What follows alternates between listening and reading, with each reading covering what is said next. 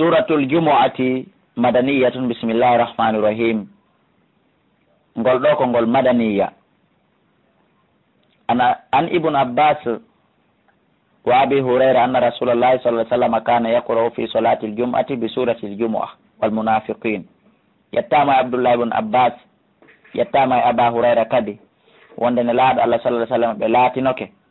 heɓe juulayno ka julde juma,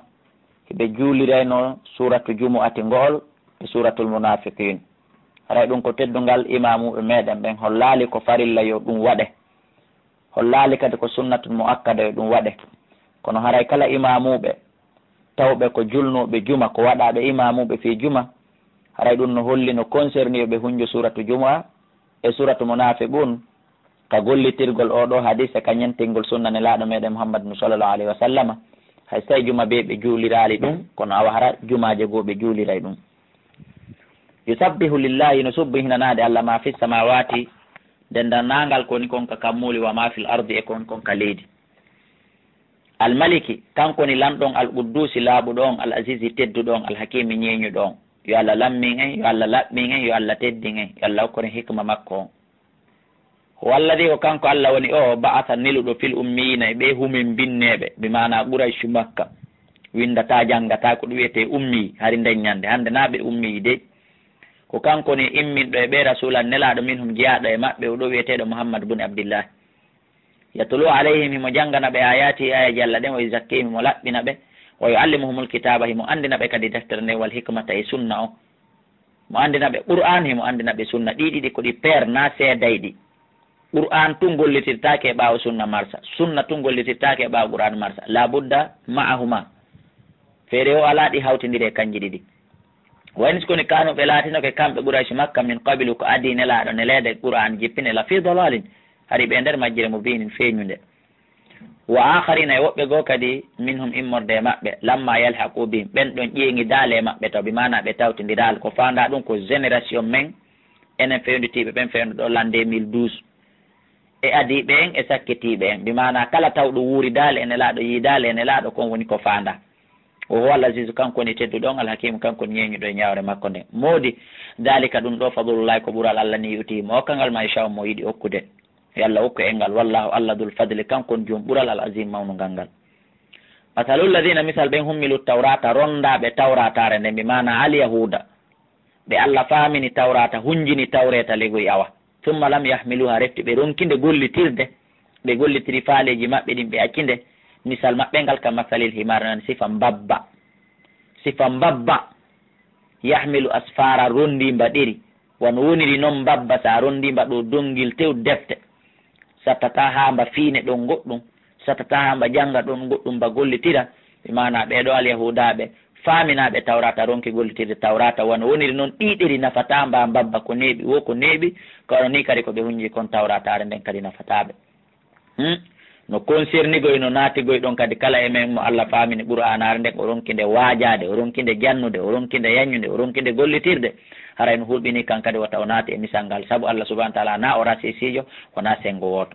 Allah daali moodi, bisa boni masalul qawmi alladina, misal ɓeɗo yimɓe kaddabu fennuɓe bi ayatillah, ayaji Allah ɗen, ɓay koye misal mbabba ɓe waɗa dow ko kala e fennuɗo ayaji Allah ɗen, foti ko ɗeka Qur'an ɗo, foti ko ɗeka tawrata wolande, foti ko e ndeka injil, haray ko kanko tigi misal makko ngal waɗawa mba mbabba. Yo Allah danɓe, wallahu Allah la yahdi, o fewnata al qawma zalimina, yimɓe toñoɓe. Qul wi ya ayyuha alladina, kono ɓe haadu al yahudaɓe, in za'amtum, si tawi woni on feni on aaƴike, on wi annakum no onon awliya lillahi, kon weldiɓe Allah, kon jaatigiɓe Allah, on wino ka bagara to nahanu abnaullahi wa ahibba'u, menen komin ɓiɓɓe Allah, komin yiɓɓe Allah, lam tamassana nnaru illa ayamin ma'duda, yiite mematamin sona ñalɗi kontade. Modi so tawi ko ni woniri, kon yiɓɓe Allah, min duni naskori yimɓe ɓen, modi mi toriki on fo tamannawul mawta, yele mayde nden maayon, iwon e o sonje aduna e lette aduna, naatoyon aljanna tunno, in kuntum solatike sadiqina, ko gongam. Allah daali seedeɓe fena wala yatamannawnahu, ɓe helota ko mayde nden abadan, toma saabu noon honɗum bima qaddamat, ko ɓe ardiniri kon aydihim, juuɗe maɓɓe ɗen. Wallahu Allah alimun, ko anduɗo bizalimina, toñoɓɓen. Qul wi innal mawta alladi, ande no nde mayde tafirruna minhu, nde wonɗon fentude, nde wonɗon dogude, nde wonɗon ebutude, la sakka feere wo ala, fa innahu no nde mayde mulaqikum, nde hawra e mo. ay ko siko ɓaawo on nde wonno iwtiran nde on inno yon doguta nde yewtito kono ko yeeso nde woni iwrude so a jooɗike a habbike nde nde tawete so a wi a dogay on fottay noon yo ngal aafirɗa ɗum noon julɗo o keefeero summa turadduna refti rutte ɗon noon hannde kadi ila alimil gaybi faade ka allahji anndu ɗon ko wirni wa shahadati e ko feeñi fa inabbikum o humpita on noon ndeban aduna allah fof esiraɓe mon no dari ɓiɓɓe mon no dari mawɓe mon no dari o humpita on ɗon o wirta fof bimma kontum saabu konko laati noon tamaluna e ɗon golla wondude e yoɓugol on kadi joddi mum ndi suɓen ko wowlen ndey ya ayuha alladina amanu ko ono yo gomɗimɓe ida nudiya si noddinanama lissolati wonande julde juma nden min yawmil jumu'ati immorde ñalande juma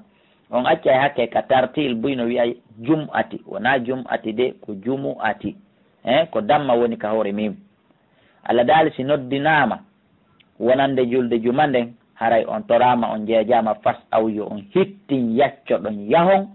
ila décrillahi faade jantagol inde allah nden mbi mana juulugol juma wadarul bay a terto ɗon ngeygu ko waɗi si ngeygu ngum précisa ɗo ko ɓay ko ngum ɓuuri welde remowo no naati ɗon yo liɓu ketkin soppo naati ɗon yo liɓu tenirde nden piyowo biriki no naati ɗon yo liɓu muuluwal ngal aso kat kaare no naati ɗon yo liɓu martore nden jannowo no naati ɗon yo ñobbu deftere nden yo ñobbu livre on wonɗo e bureau no naati ɗon yo ñobbu kayeji makko ɗin livre ji makko ɗin yo ɗannin ordinateur makko on o ferma bureau on o yalta ko waɗi si précisiraka ngeygu ko ɓay ko ɗum ɓuuri welde ko ɗum ɓurata pooɗude goɗɗo e ittugol mo e diina kam ko ɗum waɗi si allah naɓiri ɗon donc ndu noddinandu fandan ɗo jomiraɓe gande ɓen eno confirme ni en wonde ko noddinaru ɗimmuru ndu on andi juma noddidde laabi ɗiɗi no hana noddinede e hella midi fi andintingol yimɓe ɓen koni hande ko juma ɓe lootano juma on ɓe salligo ɓe prépare o noddina noon ɓaawo imamu naati yawi ka gangunal a ndun noddinandu ɗon hakkude ndun ɗon e julde nden jomiraɓe gande ɓen no wi no harmi yeeyugol few madama allah wi accata no harmi kala golle si wona hara komo nganto juulugol juma woni e hoore muɗum hara hino harmi ko wiyete ko ngollen ha woɓɓe goo no wi e qissaji selluɗi wonde kala ko yeeya kon hakkude imamu naati noddinandu ɗimmuru ndu noddinama ɗo e imamu salminde kala ko yeeya ɗon woɓɓe goo hino wi desa ko riba yo allah subahana taala o dandu en donc haray koye noto noddinandu allah daali accutugol mon kala ko jokkuɗon wona ngeygu ngun tun noto noddinandu ndu dalikum ko gergol mon ɗum ɗon gollugol mon ɗum ɗon ko huugol mon ɗum hayru lakum ɓuuri moƴƴande ni kuntum solati ko taalamuna e ɗon andi baraji kon ton kon hande kadi fayda godeti salatu si julde nden gaynama salminama fantashiru saake jinde yalte fil ardi yawon ka leydi roɓi tahu ɗaɓɓoyon min fadlillah immorde ɓuural allah ngal ɗi ɗaɓɓoyon jawdi aduna ɗaɓɓoyon gandal aduna ɗaɓɓoyon jawdi lahara ɗaɓɓoyon gandal lahara dina islam kañum wa awa an nasara ma al yahuda forcé samedi kamɓe ɓe gollata ma forcé dimanche ɓe gollata enen ñalaɗen fof en immoto gollen enen ko tongana ɗen gollugol ko ila ñande juma ila noddinandu ɗimmuru ndun noddina ha imamu salmina si ɗum salminama eɗen yanana yen gollu ha noddinandu ɗimmuru ndun hewta ila ka salmina kadi eɗen yanana gollugol ene wona interdit men wonde en gollata e juma allah daali wadoukurullah janto ɗon tun inde allah ndembi mana ko baaqi attu salihati on faanda ɗon e ɗuɗɗingol juulugol ene laaɗo nden ñande on andi en feƴƴino qissa mum ka suratu ahzab katiran ko ɗuuɗi laalaka no gasa no tofoli wona o malnoyte allah yo en maloye o aya wayritoɗo mo wonɗen natande ɗo ñande go ne laaɗo allah sallallah alih sallam darino no hutubude ka juulirde e nder koɓe hutuba ɗon kon juulirde nden no heewi tew no ari qissaji ɗiɗi en adda gooto on amma heddetiɗon en noddoye ka numéro téléphone ji wawen humpodirde 67 60 53 09 réseau ji ɗin fof ko on numéro ɗon ko kodde ji ɗin yiltedir toon wi'uɗen donc harayɓe e nder koɓe hutubata kon setewol goo ari rondingol marchandise hittuɗo mankuɗo nelaɗo no hutubude ɓayɓe nani girde ngeloɗi ɗin e pocci ɗin no gaara julaɓe wonɓe ɓe nder toon fof muɗum kala muuɓi jawdi mum ndi muuɓi pawle mum ɗen yalti acciti nelaɗon dari no hutubude ɗon yehi kufurgol fi marchandise on fi kulol ɓay marchandise on ko mankuɗo fi wata lannu o heɓali ha heddi ka juulirde yimɓe 12 ko ɗum waɗi ɓe woɓɓe goo dallinori si timmi yimɓe 12 harayno waɗɗiɓe kaɓe juula juma woɓɓe wi la nelaɗo junni yimɓe 12 kono wona kamɓe yimɓe 12 woni ko formi juma on koɓe buy formuno juma kono so tawi woni en mbuy en formi juma yimɓe ɓen sakeke ha hedde ke 12 wonde haray ɗen wawi julde juma on kono en 12 en wawata kereyude juma woɓɓe go wi o 12 on kereya juma ɓay nelaɗo juulidi e ɓeeɗo e donc ko ɗum woni sababu nusuli oɗo aya. Allah noon jippini o aya hande kadi wiɗen ko qissa goto adden qissaji gono toon. Allah daali ha ɓe yo ɓe wattan hakkil de wa idara aw si ɓe yii tijaratan yulankaku marchandise mankuɗo awla hawan ma ɗum beleɗe ko welata wonki in faddu yiyaɓe fopp hiɓe saaki to yaha ilayha faade ɗum ɗon watara kuka ɓe accama qayman an tuyiɗa dari ka gangunal bi mana hiɗa hutubude ɗum hana ɓula halanɓe ma indallahi baraji woni ɗin ka Allah hayrun ko ɗum ɓe moƴƴude min Allah widdi ɗen beleɗe ɗe ɓe yalti ɓe yeehi e mum ɗon bi mana ko ɗum ɗon qissa ɗimmo moyen addali on kala hawɗon wami natti jara e modde julankako on ko ɗum ɗon qissa mo adduɗen on nodday ka numéro ji wallahu Allah khairu rasiqina kanko ni moƴƴo arsikoɓe ɓen. Suratul munafiqina madaniyatun kadi bismillahir rahmanir rahim. Suratul munafiqina ngolɗo kadi ko suratul munafiquna ngolɗo e suratul tawba dow to ko ɗiɗo ɗiɗi woni ko yewti fi nafiqi ɓe furñiti fi maɓɓe detasi sakasi fi maɓɓe on few.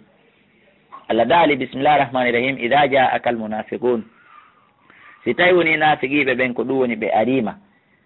qalu ananayi ɓe wiya seede ko ɓe nafiqi nashhadu minen min seeditike komin seede innaka na Allah rasulullahi wallahi ko anelaɗo Allah kala ka yiiɗa huuɗo tappo ɗuuɗi andu wona soɓe jokka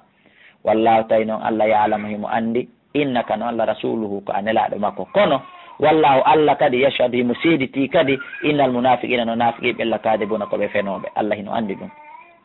Allah daali ittahadu ɓe jogitike aymanahum wondoje maɓɓe ɗen junnatan heedode ɓe mana koɓe wondi kon ɓe inni koɓe julɓe koɓe wondi kon ɓe inni ɓe gomɗini ɓe waɗi ɗum ɗon heedode hakkunde ma e maɓɓe ɓe mana fiwata piiɓe fiwata warɓe fiwata yaltimɓe e kono fasadduɓe sakkike ka tigi tigi an sabilillahi ɓantugo lawdina Allah kan innam no kamɓe sa a boni ma kanu konko ɓe laati yamaluna heɓe golla feññingol islam suuɗa keferankako dalika ko waɗi ɗum ɗon mbiyannahum ko sabu no kamɓe amanuɓe gomɗini summa kafaru refti ɓe yeddi fa tubi an notama joni noon fermama ala gulubim ka dow ɓerɗe maɓɓe fawm kamɓe lafɗahuna ɓe famata dina kan aduna hande kadi wa idara aytahum si tawi woni a yiiɓe hakke koɓe weeli hunduko koɓe wawi ɓornade ha yeɗɗa Allah daali wa idara aytahum so tawi woni a yiiɓe sa yiiɓe yo Muhammadu bi mana ko Abdoullahi bun Ubay bun Salul e ɗimmo e muɗumen sa yiiɓe tuujibuka hawnete welete convaincete aju saamuhum ɓalli maɓɓe ɗin baadiji maɓɓe ɗin no ɓurni ha moƴƴi kono koko wiyete ko ngari ƙaburu ɓaawo on hino laɓa nder ton hino ñiddi hino ñoli hino luuɓi wayi yaqulu si ɓe wowli konngol e tasmali qawlim a jentoto konnguɗi maɓɓe ɗin hakke ko ɗi laɓa ko ɗi feewi ko ɗi yuɓɓi kono ngari ɓalli maɓɓe ɗin e ngari yewtereji maɓɓe ɗin ɗa andi misal mum no wayi ka annam a sikkayɓe hushubun koɓe madriyewal musannadatun ɓarangal peccal madriye ɗa andi peccal madriye surtout so tawi woni ko lenge masi ko kimme haray ɗum no seeka ha moƴƴi hino wujji berɓaari hino laɓa kono wano woniri noon ngal madiriyewal ko ngal neeɓi ɗon sa ƴettali ngal moƴƴinɗa ngal danki ma julle ma baafe ma goɗɗum ngo ngal nafatama ko ya har ndara tun ko ngari kin ko ɗon hatti ko ya ndaro haron ka yaha ngal wata moƴƴinande hoore maggal nafoore aw ko ni Allah waɗiri misal maɓɓe kamɓe naafiqiɓe ɓen wonde manna ko ni ɓe wayi ɓe mana ko ni ɓiw ko ni ɓe moƴƴiri iwata e maɓɓe ɓe mana hellaka islam ara tawa julɓe ɓen ko ɗum Allah fandi ka annama sikkayɓe hushubun e ko ɓe peccal leggal bi mana ko ɓe madiri yewal musannadatun ɓarangal yahsabuna hiɓe sikka kulla sayhatin kala hito alayhim koye hoore maɓɓe kala aya qur'an jippiɗo ɓe sikkay ɗum ɗo kadi koye hoore maɓɓe jippi koye contre maɓɓe jippi kala yimɓe ɗiɗo ɓe yiino yewta ɓe sikkay koye hoore maɓɓe Allah daali awami yeetoma noon humul adu ko ɓen tigi woni ayɓe ma ɓen ayɓe dina kam fahdarhum reeno e maɓɓe qatalahumullahu Allah huuɗiɓe anna yufakuna konno ɓe pottintinira e famugol gonga kam wa idha qillam si ɓe yetama ta'ala o are koni yastaghfir lakum rasulullahi nelaɗo Allah on torano on yaafuye o insinano on ka Allah lawaw ɓe dimbay ru'usam ko e maɓɓe ɗen ɓe liƴƴay ko e maɓɓe ɗen ɓe inna wara aytoam kono a yeeɓe yasudduna hiɓe sakko hiɓe ɗurno e yarugol waɗa ko ɓe wi'a kon wamta kamɓe mustakbiruna hiɓe mawnitini e waɗugol ɗum ɓeeɗo sawa on hino fotatere alayhim e dow maɓɓe astahfarta lam toraniɗaɓe Allah yaafu yewo insinaniɗaɓe o am lam tastahfir lam a insinanaki ɓe o lan yaghfir allahum Allah ay on yaafota ko ɓe few o andi ko ni ardi kadi ka suratu tawba to in istaghfir lahum aw la tastaghfir lahum wala in tastaghfir lahum 70 maratan la yaghfir allahu lahum o andi ko ni Allah subhanahu wa ta'ala addiri ka tawba inna allaha sabu noon no allah la yahdi o fewnata al qawmal fasiqina ko ɗum woni yimɓe fasiqiɓe yaltuɓe ɓen e ɗoftare. Si tawi woni ɗum feƴƴi Allah daali wa humul ladina ko ɓen woni ɓen yaquluna hiɓe wiya mi mana ɓen nafiqiɓe Abdullah ibn Ubay ibn Salul. humul ladina ko ɓen yaquluna ɓen wiya la tunfiqu wata on dépense dey wata on sakko wata on finance ala man inda rasulillah e dow ɓen wonɓe ka nelaɗo miskinaɓe wonɓe ɓen jungo nelaɗo wono Bilal ibn Rabahi en Suhaybu Rumi e ko nandata ɗum wata on okkorɓe hay hunde ila hande. Abdullah ibn Ubay dari waɗi oɗo décret e jungo ɗimmoɓe makko nafiqiɓe ɓen Madina wata on dépense ɓe hande kadi hatta yan faddu ha ɓe sakoɓe iwata ko Muhammadu few ɓe ara ɓe tawta e Allah daali si tawi woni ɓe wi ɓe ɓonday kumɓe mari kumɓe añanta gore nden ko kamɓe tardi walillahi ko Allah wodani ko Allah jeeyi khaza'inu samawati ngaluji kon ko kammuli wal ardu e ka leydi hiɓe ɗawa ɓeya Allah ino dibboloka e nder ko faala okkora ɓeya mo Allah okkori no ɓuuri mo goɗɗo okkori walakinnal munafiqina so koni tun nafiqi ɓen la yafqahuna ɓe faama ɗum hiɓe sikka kamɓe ko ɓe jogui kon moɓe okkori wo heeɓi moɓe fanni wo faɗi yaquluna hiɓe wiya kadi la in raja'na wallahi se ruttike e ngaal ilal madinati faade Madina ɗum hari ɓe yiwde jihadi la yukhrijanna al a'azzu wallahi tedduɓe ɓen yaltinayi min ha ko ɗum woni Madina ɗon al adallu hoyɓe ɓen la yukhrijanna al a'azzu tedduɓe ɓen yaltinayi min ha Madina al adalla hoyɓe ɓen ko fandi tedduɓe ɓen ko kamɓe dorisi Madina bi mana ko kamɓe ansariyankoɓe ɓen ko woni hoyɓe ɓen bi mana ko muhajirina en feere ɓe iwi Makka ari Madina ɓen ko ɗum ko fandi e nde wonde hewtutuɗen ɗum ko ɓaawo muskila hun yani hakkundeji maɓɓe ka jihadi ton kanko Abdullah ibn Ubay o wolingol konngol en feƴƴino qissa mum ka yanña ka suratu tawba to ko ɗum hatta adden qissa on ɗo ɓa ko filtagol kala tawnoɗo hawrale e qissa on ton yo noddu ka numéro ji ɗi jonnuɗen 68 60 53 09 Allah daal ko kamɓe tardi teddungal awa na kamɓe woni tedduɓe so tawi tedduɗo yaltina hoyɗo awa haray na kamɓe yaltinta goɗɗo saabu na kamɓe woni tedduɓe na kamɓe jogui teddungal kombo jogui teddungal walillahi l izzatu wa li rasulihi wa lil mu'minin ko jeeyi teddungal ko Allah e nelaɗo makko e gommi ɓen donc a haray ko ɓeɗo yaltinta ɓe ko ɓeɗo awa ko Allah e nelaɗon e gommi ɓen a ko ɓeɗo jogui teddungal a ko ɓeɗo yaltinta nafiqi ɓen awaligo walakinna al munafiqina so kontum nafiqi ɓen la ya'lamuna ɓe anda Allah daali ya ayyuha alladhina amanu kono yo gomɗinɓe koni mi torike omi jeeji on ɓaamiɗo yiɗi on hiɗon yurmalan hiɗon welalan la tulhikum wata sohlin on amwalukum ɗe jawle mon wala awladukum wona ɗe ɓe ɓiɓɓe mon wata on hilnu e ɗi wata ɗi sakko on wata ɗi torompo on an dicrillah e jantagol inde Allah nde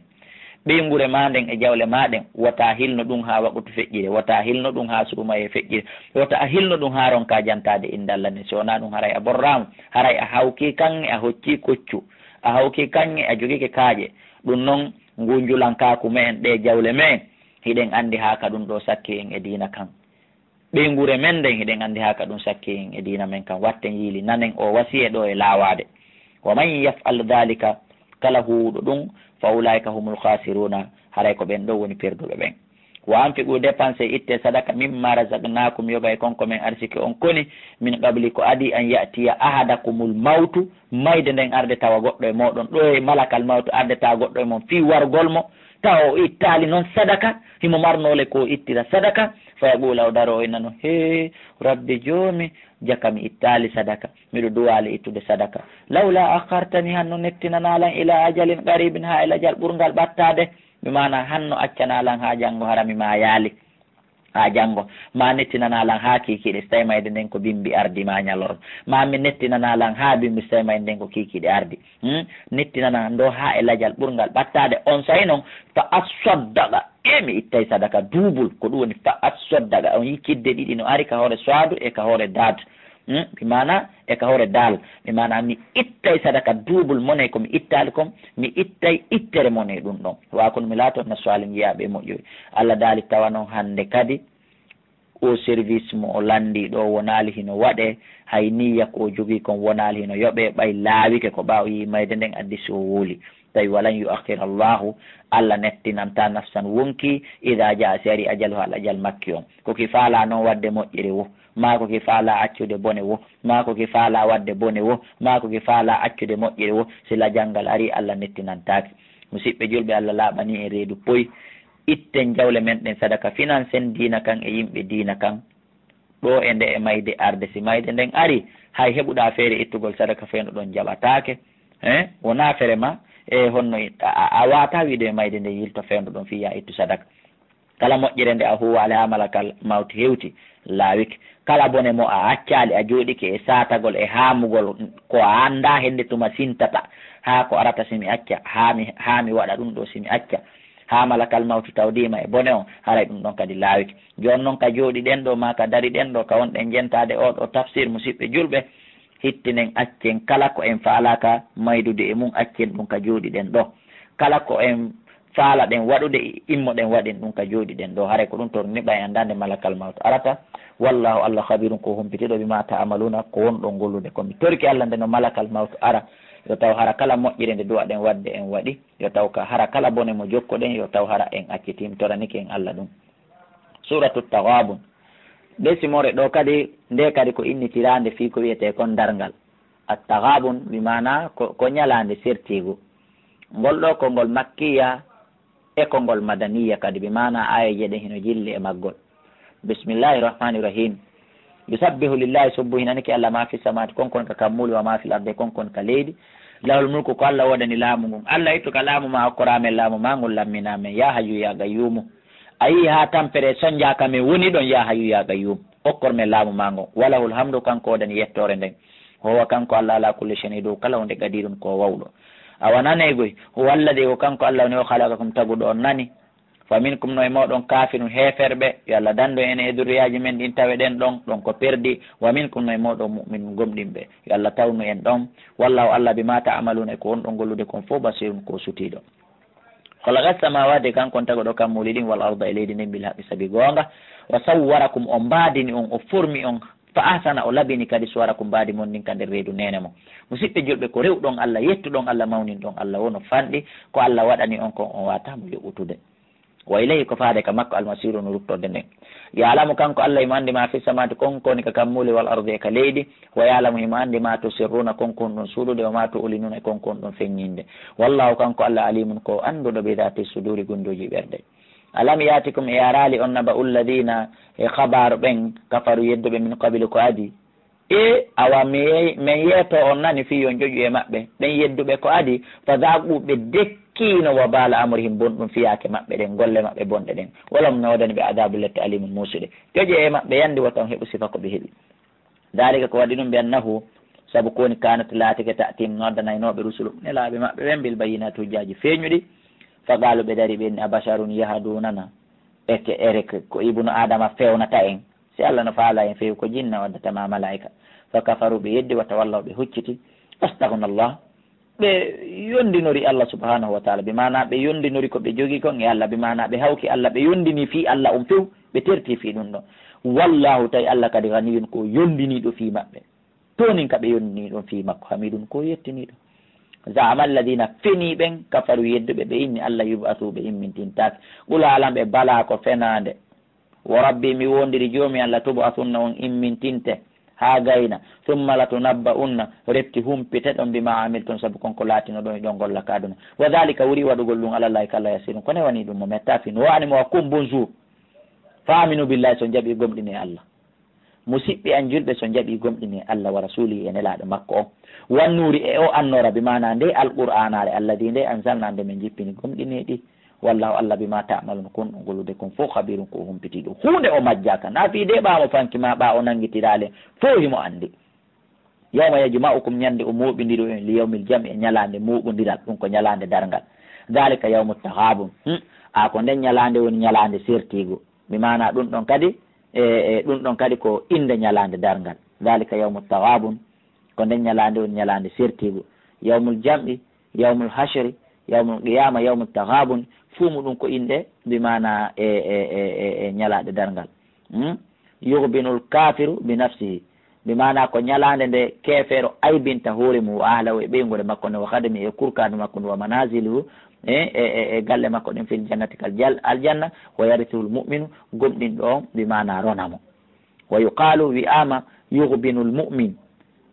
ka gomɗin ɗo on bimana wirnoto alkafiru he kefeeron mbi ahli ɓeygode makko nde wa manasili bimana e galle makko ɗen no wiye ñalande wirnagol iwa e galle mum